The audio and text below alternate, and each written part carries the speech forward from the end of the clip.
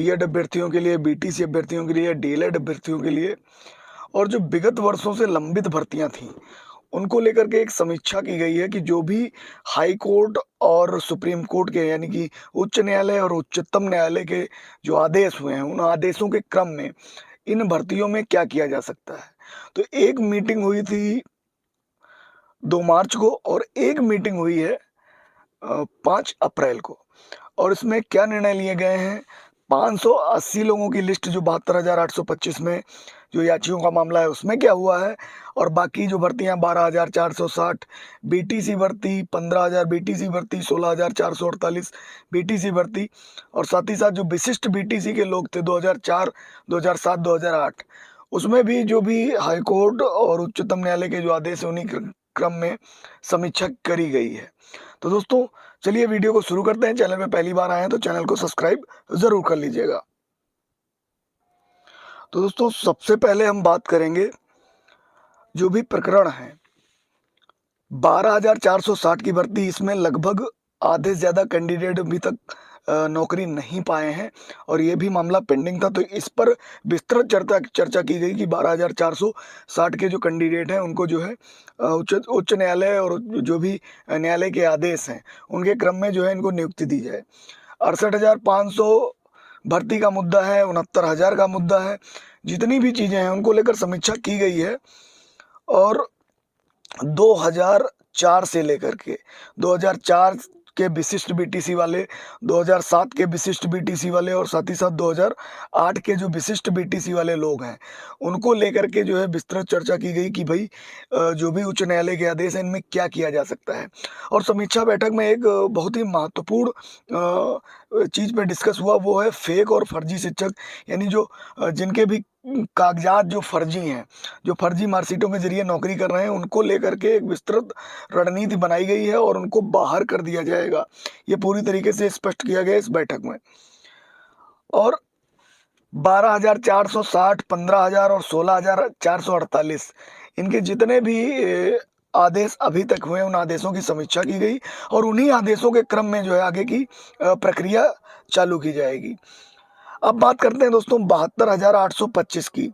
इसका मामला जो है लगातार 2011 से चलता रहा और लगातार इसमें लगभग 839 लोग जो है नौकरी भी पाए थे, जो कि याची थे सुप्रीम कोर्ट में।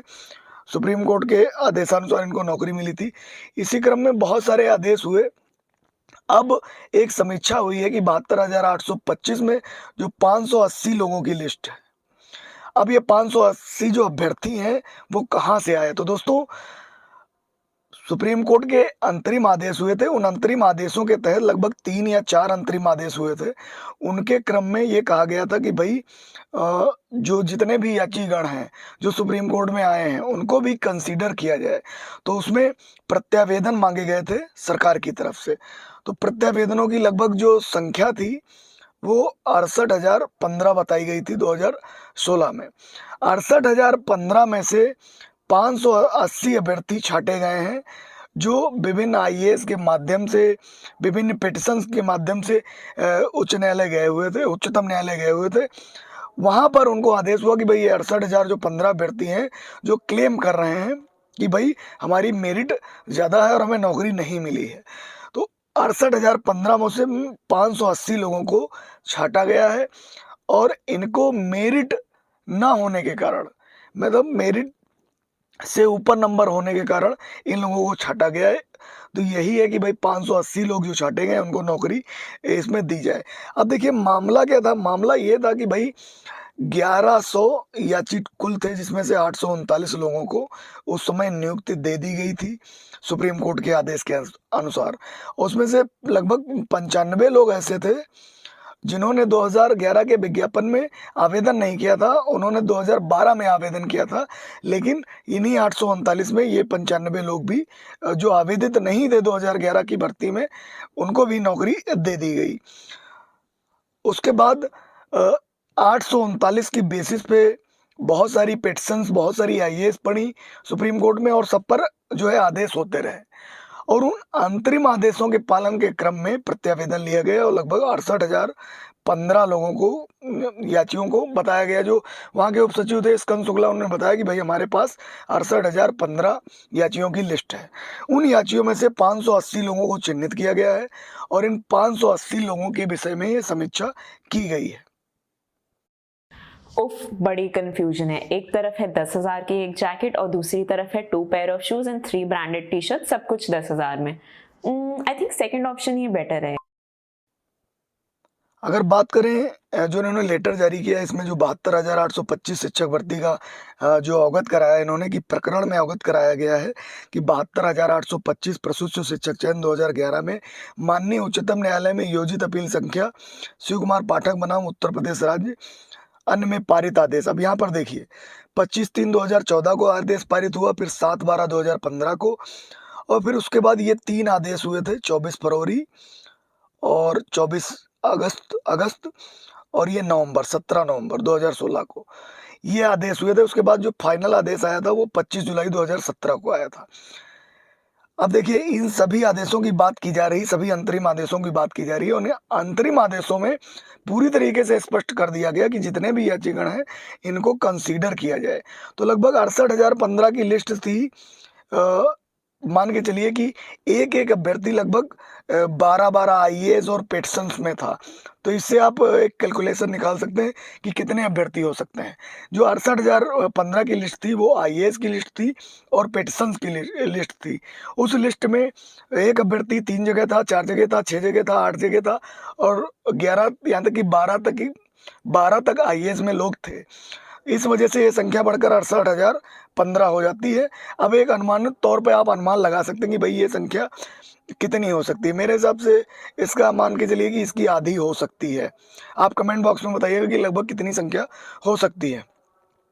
अब देखिए यहाँ पर प्रमुख सचिव बेसिक शिक्षा द्वारा दिए गए आदेशों के अनुक्रम में माननीय उच्चतम न्यायालय में योजित विभिन्न आईएएस में 580 अभ्यर्थी याचिगढ़ के संबंध में विचारोपरांत निर्णय लिया जाना है। अब 580 अभ्यर्थी उन्हीं आईएएस में से हैं जो आईए थी। विभिन्न आईए थी, बहुत ज़्यादा आईए थी, उसमें उसकी लिस्ट उनके पास मौजूद होगी। और उन आईएएस में वो लोग छांटे गए हैं जो मेरिट में उन अभ्यर्थियों से ऊपर थे जिनकी नियुक्ति की जा चुकी है। इस संबंध में निर्देश दिए गए हैं कि निदेशक एससीईआरटी सचिव बेसिक शिक्षा और अनुभाग 5 के विचार विमर्श कर लें, तदुपरांत सुस्पष्ट प्रस्ताव आख्या शासन को उपलब्ध कराएं। अब यहाँ पे एक बहुत ही महत्वपूर्ण बात यह है, ये बैठक तो खैर हो गई। इन्होंने अभी कहा था कि भाई 72,825 का मुद्दा पूरी तरीके से जो है इसको क्लोज कर दिया गया, ये मामला क्लोज है। लेकिन फिर आप देखिए इन्हीं आदेशों के क्रम में 580 अभ्यर्थियों की नियुक्ति की बात हो रही है, जबकि 839 लोग जो है नियुक्ति पा चुके हैं। इसको लेकर के एक विनोद कुमार जो है लगातार एक प्रॉपर चैनल से लड़ते हुए सुप्रीम कोर्ट पहुंचे हैं और लगातार वो रिव्यू पिटिशन उन्होंने दाखिल करी है। और उसके बाद वो क्यूरेटिव की तैयारी करेंगे कि भाई 839 में 90 नंबर जनरल और 82 नंबर ओबीसी एससी एसटी वाले जॉब पा चुके हैं, वो नौकरी करना है। और जबकि 116 नंबर जनरल जो है नौकरी नहीं पाया है। और इसी कारण ये आदेश हुए थे 24 फरवरी को और 24 अगस्त को, उसके बाद 17 नवंबर को ये 3 आदेश दिए गए थे और इनमें कंसीडर करने को बोला गया था। तो कुल मिलाकर के अभी भी ये मामला क्लोज नहीं हुआ है पूरी तरीके से। अभी तो 580 अभ्यर्थियों की बात करी जा रही है, जबकि 839 अभ्यर्थी पहले ही नियुक्त हो चुके हैं। तो ये 580 अभ्यर्थी उन्हीं 68,015 जो याचियों की लिस्ट थी जिनमें ये 3 आदेश हुए थे, उन्हीं लिस्ट में से इन 580 अभ्यर्थियों को निकाला गया है, उन्हीं याचियों में से निकाला गया है। और कहा यह जा रहा कि भाई 580 अभ्यर्थी ऐसे हैं जो मेरिट में ऊपर थे लेकिन किसी कारण इनकी नियुक्ति नहीं हो पाई। तो कहीं ना कहीं 72,825 की जो भर्ती हुई है उसमें पदों की संख्या कहीं ना कहीं बढ़ेगी, क्योंकि जनरल और ओबीसी पूरी तरीके से भर्तियां हो चुकी थी। एससी एसटी कैटेगरी में कुछ पद खाली थे। अब उनको किस प्रकार किया जाएगा, किस प्रकार से इन्होंने ये आदेश का पालन करेंगे, किस प्रकार से ये समीक्षा करेंगे कि किस प्रकार इनकी नियुक्ति की जाए और ये समीक्षा जो की गई हैं, चाहे वो विशिष्ट बीटीसी वाले हों, चाहे बीएड वाले हों, चाहे डीएलएड वाले हों, इनकी जो समीक्षाएँ की गई हैं, किस प्रकार सरकार इन पर भर्ती करेगी और समीक्षा कितनी प्रभावी होगी, ये देखने वाली बात है। इस विषय में आप लोग क्या सोचते हैं? सजेशन के लिए आप कमेंट बॉक्स में ज़रूर बता सकते हैं। हमारे चैनल पे पहली बार आए हैं तो चैनल को सब्सक्राइब ज़रूर कर लें। Thank you.